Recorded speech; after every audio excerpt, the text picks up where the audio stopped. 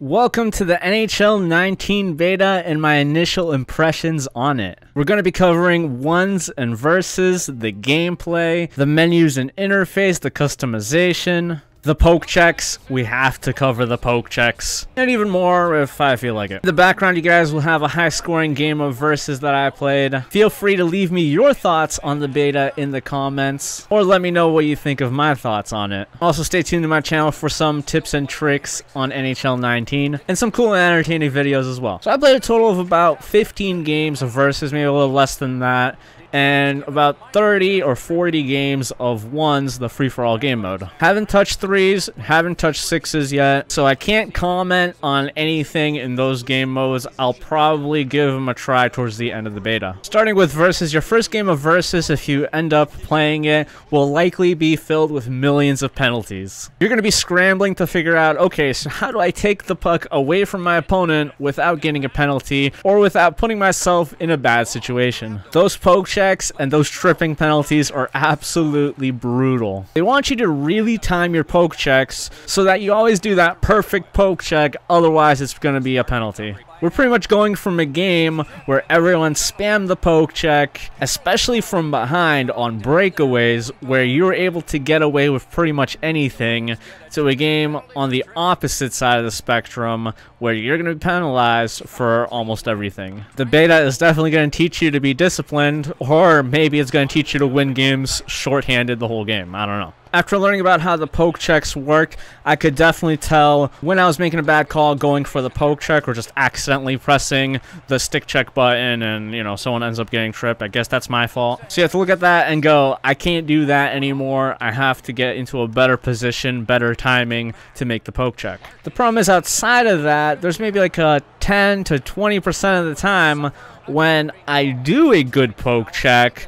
but it still ends up being a tripping penalty for who knows what reason. Like, I don't know why my guy would want to go for the skates after he had already taken the puck off of the opponent's stick. Or my opponent's skates are nowhere near me, yet my guy still wants to reach out for them for no reason again. Those are the type of no-nos that I think should be removed from the game with how your players go for the stick checks. The reason being, you don't want to nerf the poke checks to the ground, otherwise no one's going to use them. Much like one of the years where stick lifting was useless because every time you stick lifted, it hit your opponent in the face. So I learned so far that the only times really to go for a poke check is, like I explained in my defensive tips video last year, or maybe the year before that, poke at the loose pucks to try to get them away from your opponent and then chase after them. That's a really good time to do it. I think I only got like one penalty out of all the games that I've been doing it, but I've had more success than failures compared to just normal poke checking, where it's kind of like more failures than success. I personally think the poke checks needs to be buffed up a tiny bit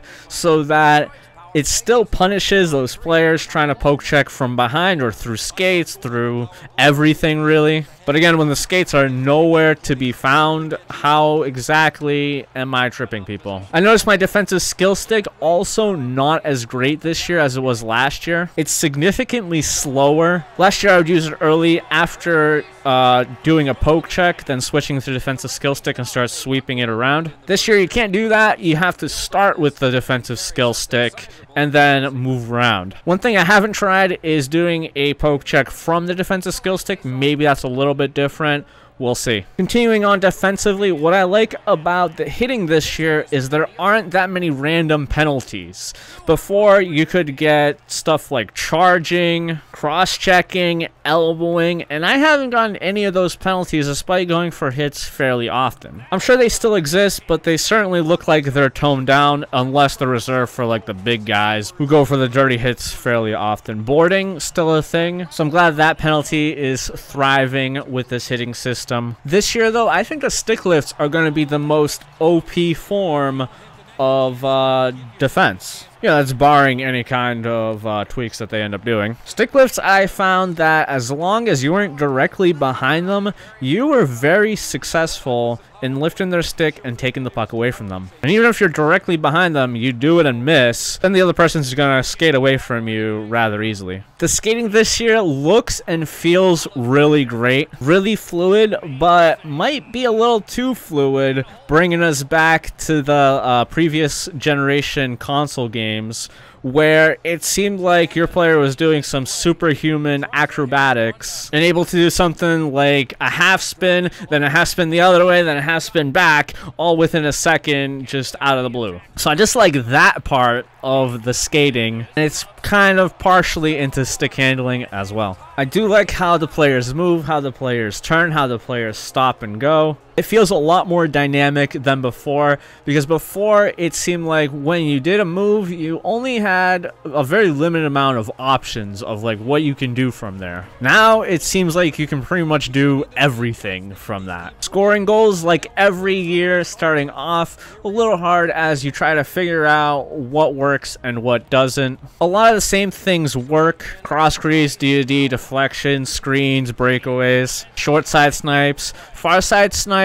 Yeah, I've seen those too. What I haven't seen that much of, however, are breakaways. In previous NHL games, I would get 1 to 3 breakaways a game because of how aggressive I am as soon as the puck gets turned over and I have it. This year in Versus, I think I got 1 or 2 in a total of, you know, the 13, 14 games that I've played of Versus. My opponents also have had like 2, but that doesn't really mean much since a lot of the opponents that I played against weren't that great, and they ended up rage quitting early. So I don't know what's going on there. It seems to be a mix of your player not really skating as fast when you hustle, and your AIs just being very much more defensive than they were before.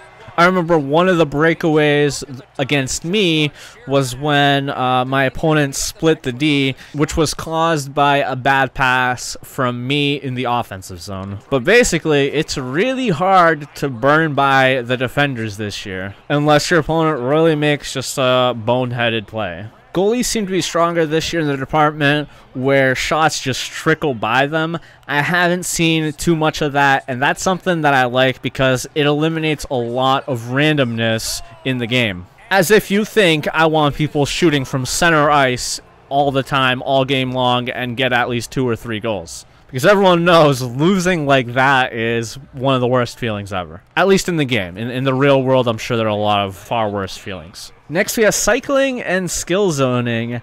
I actually struggled quite a bit in setting up a cycle in my opponent's zone. Sure, I could pass it around a lot, but it never seemed like I was opening up any kind of great opportunities. You'll see a little bit of that in this game. I found that my best chances were when I grabbed the defenseman and took a shot from around the slot with a slap shot, or just getting by one of my opponents that was charging at me when I was a defenseman. So skill zoning in the sense that the AIs are just going to be everywhere swarming you because you're sitting with one player in your zone not doing anything didn't quite work out. It's not quite as successful. But those AIs in the defensive zone aren't doing as much as they were last year by a significant margin, so it's successful there, which is always something that we like to see because it's all about how players control their defense and not how the AI controls the defense. We talked about hitting and how it's a much better system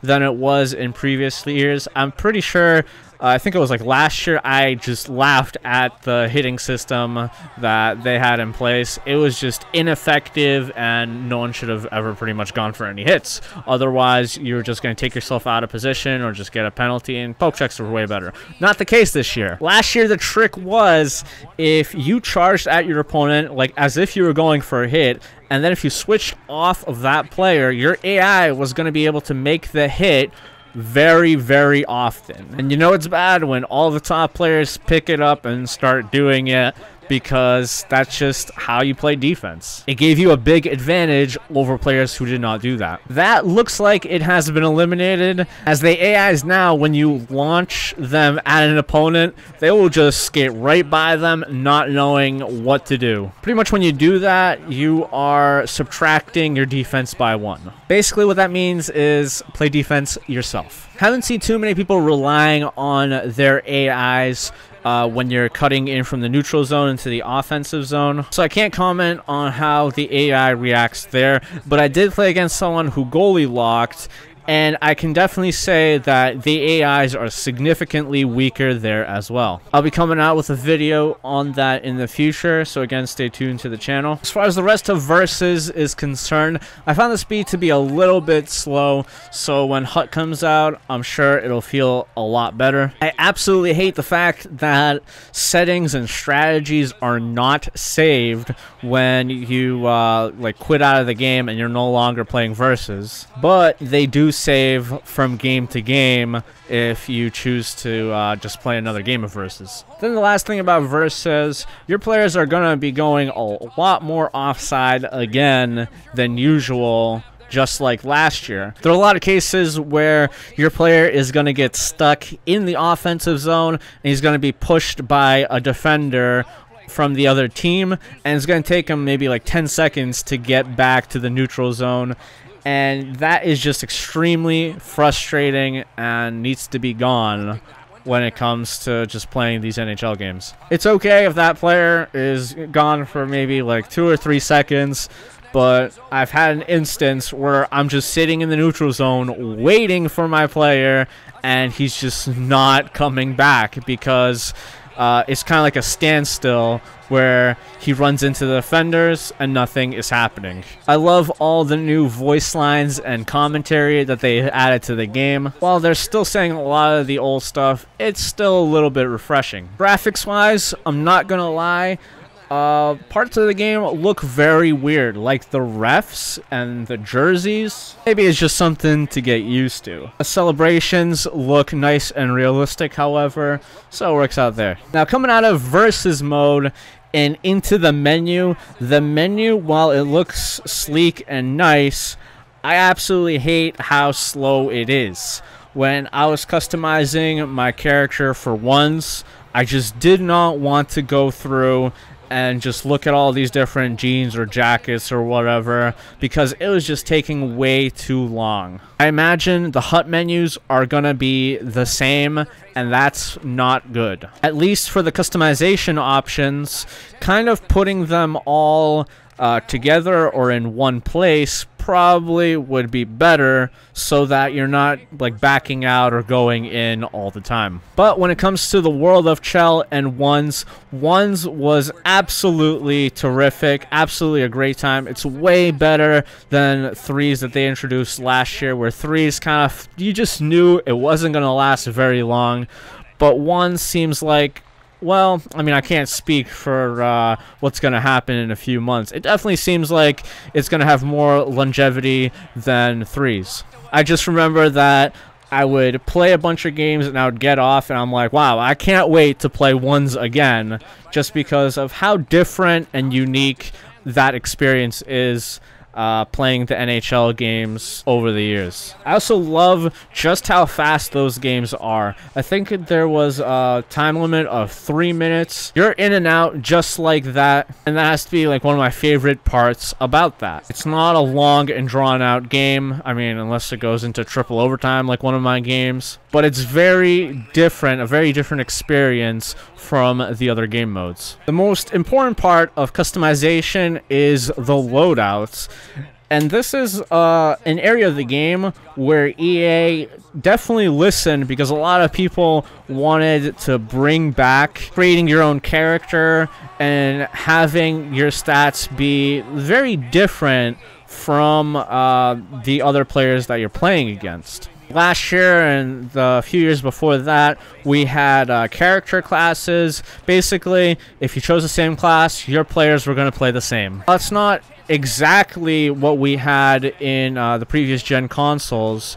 There's a lot of different ways to change your stats based on height, weight, and the perks that you have available to you to make your character feel like your own. Some classes and perks may be a little bit more overpowered than others. I'm looking at you, the Enforcer class that's maxed out in height and weight in the ones game mode. But I don't think that's going to translate to the ice in EASHL with 3s or 6s. One thing I don't like is how the aesthetics and the customization isn't translated over to EA Sports Hockey League, where you're playing with your friends. I don't think ones will be that kind of game mode where it will take up the time of people as much as EA Sports Hockey League, franchise, or Hockey Ultimate Team. So that's why it's kind of disappointing in that regard. Still, overall, the game feels really good. Feels like one of those years where they added a lot more than expected. That, of course, may not translate to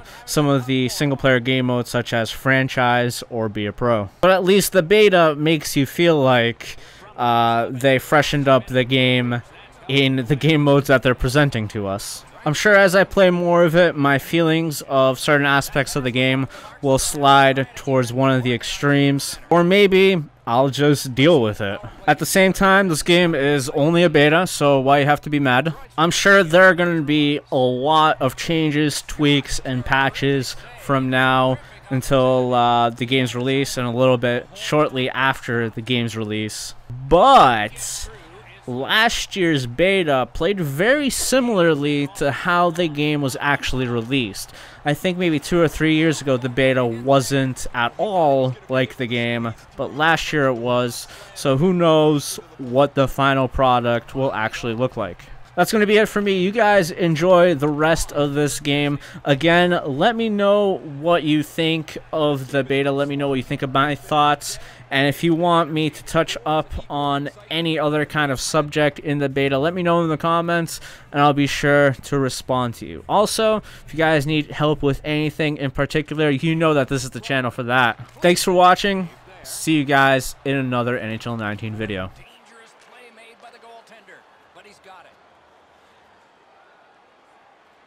Shoots. Wonderful work in close and a brilliant save. That was a good challenge. Better stop. Puck loose. Couldn't get through. Detroit's in control of the puck up the wing. Shoots one. Not tested much. Good pad save. Sliced right through the middle. Gets in and he'll look over his options. Score! They're back to within 2 now. Detroit's found themselves back in this game. They trail only by 2, and we're still in the second period, though late. Puck drop, face off one, and the winger stepped right in. Clock about to bleed down to the final minute. Big drive. At least he protected his goaltender.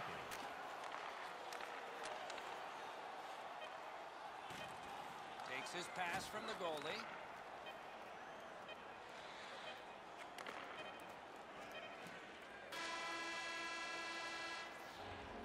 Well, they got to be a little tired after these first 2 periods of play, so they'll get a rest as we start to think ahead toward period number 3. You decide what these shot totals tell you. Third period about to begin. The rear view mirror will help us with the first 2, and so will Edzo. The Red Wings have to be pleased with leading this high-scoring affair, but I'm sure their coaching staff has emphasized to them in the intermission that they have to be better defensively. If they are, they have more than enough goals to win this game. Patch hits one. That hits somebody off the crossbar. A good stick there, so no complete pass.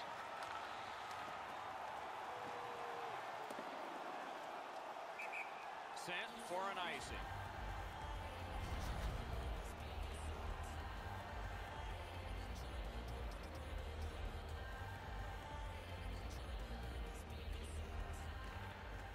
Detroit's quick on the draw.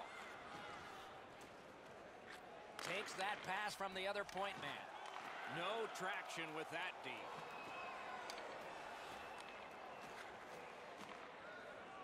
Is able to move on in. Oh, what a hit that one was. Oh, he thought he had plenty of room there, and the door closed on him. Gets that one on a cross. Rides the line. Lets it go. He scores! Second of the game. What a performance. Detroit's goal has taken them to an even larger lead on a night that they have had the offense going. Third period of play. The Wings have it up the wing. Doesn't get the shot off. Fires. They score! 2 straight goals. Detroit's goal has built an even bigger lead. We're in the third period. For the opposition, at least that is fortunate. Chip to Larkin. And that play was offside. A little over 6 minutes gone. The Red Wings have now built themselves a 4-goal advantage. They win the draw and will now set up an attack. Feeds the point. Hammers it. Pass cut. Strong play. Athanasiou's tripped up. That should be a penalty. The Red Wings have been handed a minor penalty for tripping. A power play that can generate goals is special, and this one has been. Let's see if it continues. Terrific face-off win, and that's one of many. Blockered away. Time of the penalty, 7 minutes, 30 seconds. Back on his stick. Shoots. Score! What a power play these guys have. Detroit's goal has taken them to an...